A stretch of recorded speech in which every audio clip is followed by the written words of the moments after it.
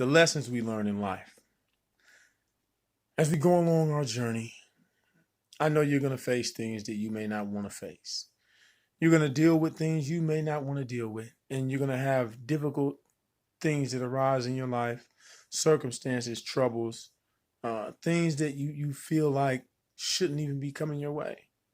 And a lot of times we want to look up at God and we ask the question, why? Why are certain things happening in our lives? Why are we going through things? Is it just because people have free will and they make choices and bad things happen as a result of those choices sometimes?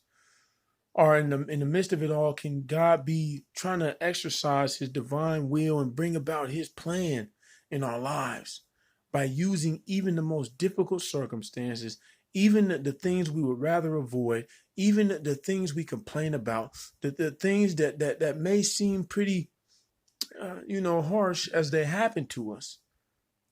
Could he be using those things to reach a specific goal? Sometimes I wonder about that. But in my wondering, I turn to the scriptures and I begin to see illustrations and examples of just those kind of things happening. And one example I use a lot is Joseph, because I think that Joseph is the epitome of, bad things happening to somebody who really had good intentions and who had a desire to walk in God's way. But God used those difficult circumstances, the betrayal that was shown by his brothers, to lead him into his purpose for him. He actually used that to get Joseph where he wanted him to be. Now, we don't know if Joseph ever would have ended up in Egypt if it hadn't been for these difficult circumstances happening. And his mind wouldn't have been in Egypt, so they wouldn't have been able to store the food the way that they did and have what they had when the famine hit the rest of the land.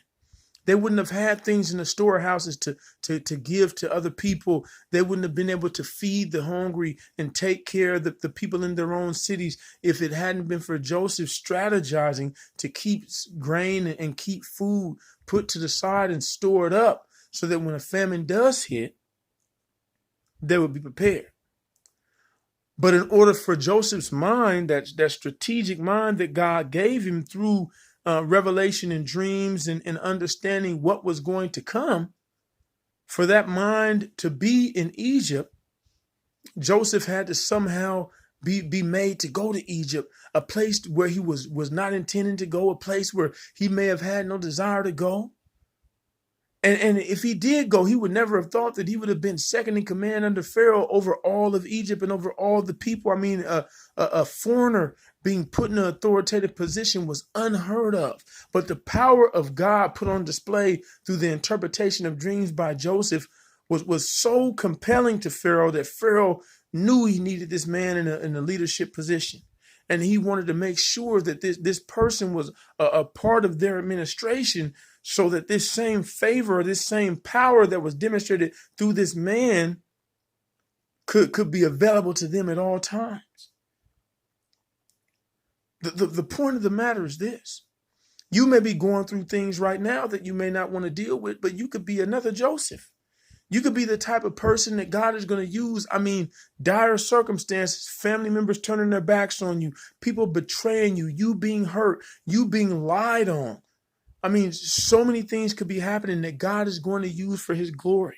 And he's going to use those things to lead you into your destiny, into the purpose that you have. He has a plan for your life. So don't be discouraged just because times are difficult. Don't be discouraged because difficult things arise. Don't be discouraged because things are hard or things happen that you may rather that you might want to avoid, but they happen anyway. Because in the midst of all those difficult things taking place, in the midst of all those troubles and all those issues that can arise in your life, God is still in control. God is still on the throne, and God is still working things out for our ultimate good in the end. What we do in the midst of it all, our part is to trust him. It's to trust his faithfulness and to trust him in his character to do what is right and best for us, no matter how it seems to us at the moment. That he's always working things out for a purpose and for our good in the end. We can trust God because he's trustworthy. And as long as we know that God is at the helm and that God is in control, we have nothing to worry about. Be blessed.